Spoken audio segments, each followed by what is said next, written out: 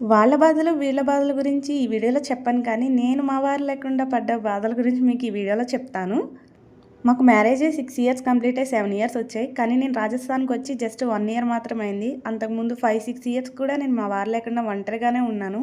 అది కూడా మా అమ్మ వాళ్ళ ఇంట్లో ఉండేదాన్ని. నేనుండడం మా అమ్మ వాళ్ళకి ఏం బాధ అనిపించేది కాదు కానీ, చుట్టుపక్కల ఉన్న వాళ్ళకి మాత్రం చాలా బాధ కలిగేదనమాట.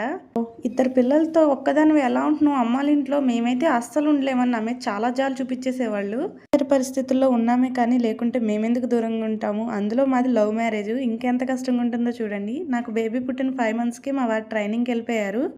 ఇప్పుడు మా పాపకి 5 ఇయర్స్ ఏమో వచ్చేసాయి. మా వారి దగ్గర ఇప్పుడు ఉంటుంది మా పాప. 5 ఇయర్స్‌లో ఎప్పుడు కూడా మా పాపతో మా ఆయనగారు కలిసే లేరు.